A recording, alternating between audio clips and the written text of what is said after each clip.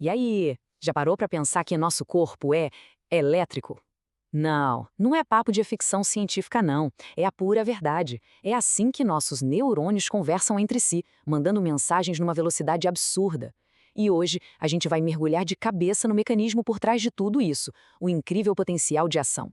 Para ficar mais fácil, vamos pensar numa situação bem prática. Imagina só a cena.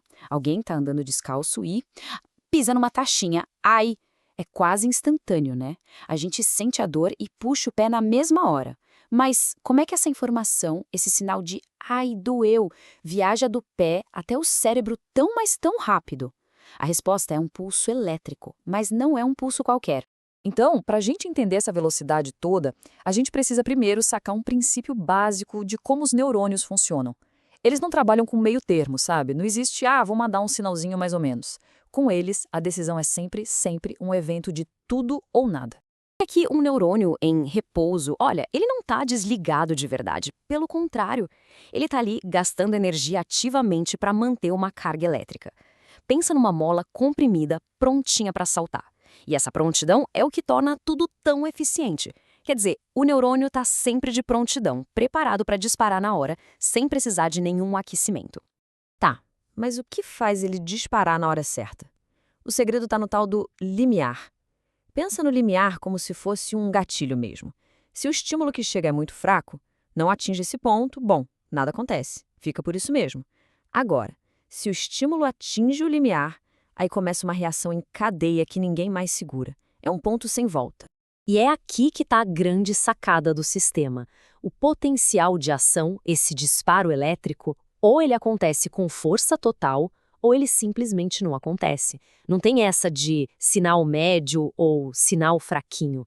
Essa lógica binária, tipo ligado ou desligado, é o que garante que a mensagem não perca força no meio do caminho. O sinal chega lá no cérebro intacto, perfeito. Beleza, então o neurônio decidiu disparar. E agora, o que vem a seguir é uma onda elétrica. Nossa, é quase uma dança perfeitamente coreografada de íons entrando e saindo da célula. Olha só essa imagem, parece complexa, né? Mas o que a gente precisa focar é nesse gráfico aqui, que é tipo a assinatura de um potencial de ação. Repara bem na subida super rápida e na queda logo em seguida. Esse pico aí no meio é a representação visual daquela mensagem elétrica passando pelo neurônio. E tudo isso acontece em questão de milissegundos. O grande responsável por aquela subida rápida do gráfico é esse cara aqui, o canal de sódio.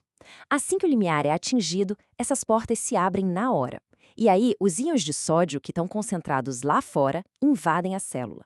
É uma verdadeira enchente de sódio que deixa o interior da célula super positivo. Só que o sinal não pode ficar ligado para sempre, né? Ele tem que acabar. É aí que entram em cena os canais de potássio. Eles são um pouquinho mais lentos. Enquanto o sódio estava entrando com tudo, eles já estavam começando a se abrir. Aí o potássio, que também é positivo, começa a sair da célula. E essa saída de carga positiva faz a voltagem cair de novo e a célula voltar para o estado de repouso. Então, vamos juntar as peças. Essa onda elétrica tem 3 fases bem claras. Primeiro, a fase ascendente.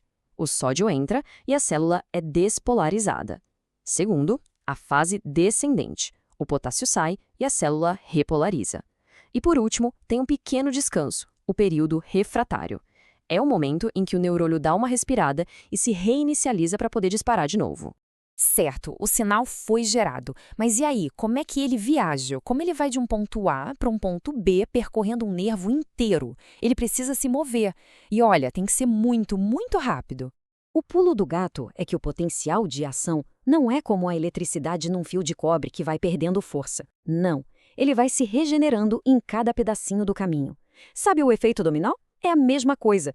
O primeiro derruba o segundo, que derruba o terceiro, e assim vai. Isso garante que o sinal chegue lá no final com a mesma força total do começo. Mas como é que a gente consegue ter reflexos tão rápidos? Aí entra uma das maiores invenções da evolução, a mielina. É uma camada de gordura que funciona como isolamento de um fio elétrico, sabe? Ela permite que o sinal elétrico dê saltos pelo neurônio. É tipo um turbo para a comunicação. E essa tal de condução saltatória foi o que permitiu o surgimento de animais grandes, rápidos e com sistemas nervosos super complexos. Todo esse processo é super robusto, funciona que é uma beleza, mas ao mesmo tempo é delicado. E entender o que acontece quando ele falha, bom, isso ajuda a gente a entender um monte de doenças e tratamentos. Vamos começar com uma coisa que muita gente conhece bem, especialmente quem já foi ao dentista: a anestesia local. O mecanismo é genial de tão simples. Sabe a lidocaína, aquele anestésico? O que ela faz é basicamente entupir os canais de sódio. Se as portas de entrada do sódio estão bloqueadas, não tem como ele invadir a célula.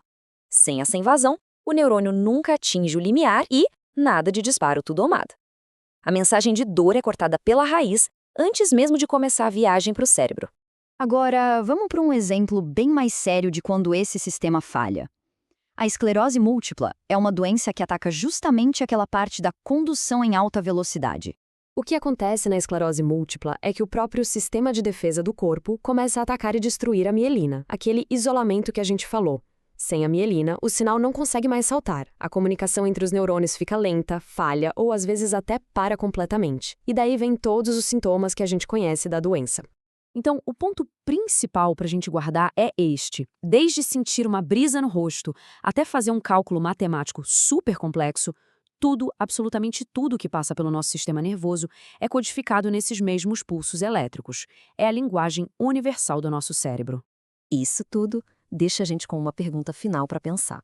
Pensa bem, se todo sinal é tudo ou nada, sempre com a mesma força, como é que o nosso cérebro sabe a diferença entre um toque de leve e um aperto forte? Como ele entende a intensidade das coisas se o sinal é sempre o mesmo, só ligado ou desligado? Pois é, aí já é o outro nível de complexidade dessa engenharia fantástica que é o nosso sistema nervoso.